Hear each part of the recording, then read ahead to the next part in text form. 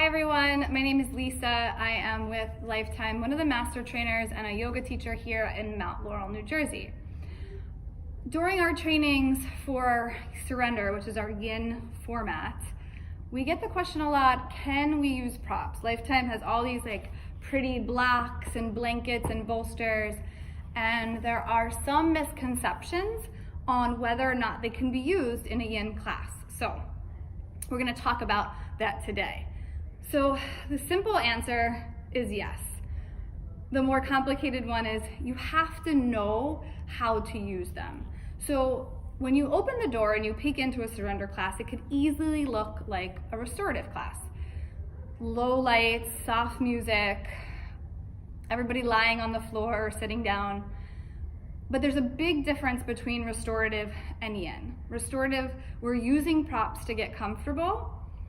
In yin class, we're using our breath to move towards discomfort, to breathe through the discomfort. So there are going to be lots of edges. In every format in Life Power Yoga, there is an edge. And in Surrender, there's a big edge throughout the whole class because we are moving our body and holding shapes so that the fascia, the soft connective tissue, stretches. The benefits of this practice come over this pressure over time, change over time. So no muscular effort, we're kind of just letting gravity do the work, surrendering into the sensation, and there's going to be some discomfort. Whenever time there's a growth process, there's some uncomfortable sensations. So it's important for us as yoga teachers, we talk a lot about in our training to know the function of the pose. The function of the pose is where should your students be feeling it? So if you're, in a extended forward fold, legs extended long forward fold, you're gonna feel some sensation along your hamstrings, you're gonna feel some sensation in your back. But every yin posture has a general target area where your students should feel sensation. Now, knowing that everybody is different, there are going to be some differences in that, but for the most part, you should know where your students should be feeling it. So when we speak to shape in this practice, we want to speak to shape, but then also really speak to sensation more than anything. Where should they be feeling it? Now, that's important because that's going to let you know how you can use your props.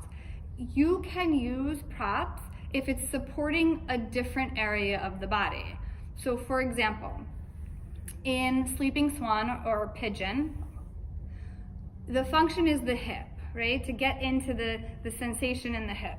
So you can, if you're doing Pigeon, you might bring your forearms to rest on a blanket or maybe even your forehead on a blanket. That's not taking sensation away from the hip area. You might rest your head on a block. But if you're using a block or a blanket to kind of prop up the hip, to get comfortable, to get that discomfort out of the hip, then that's not what we want to do. So it's important for us as teachers to know where our students should be feeling it and then be able to speak to the props. If you want to rest your head on a block, that's okay. As long as you keep feeling that sensation in your hip, you're good. So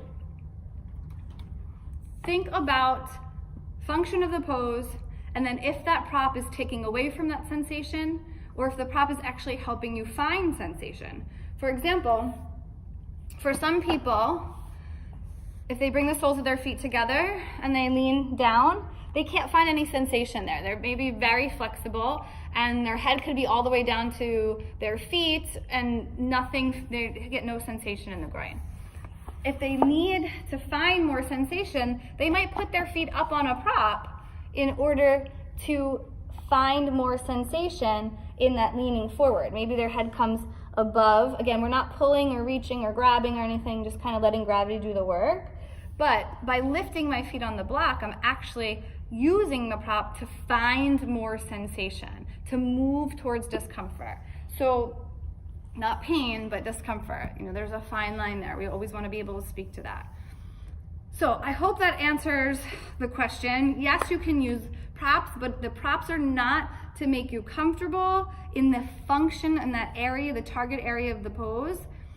But if you're using a prop to support a different part of the body, like your head not kind of hanging out in space, like putting a block under your head in a different shape, that's okay.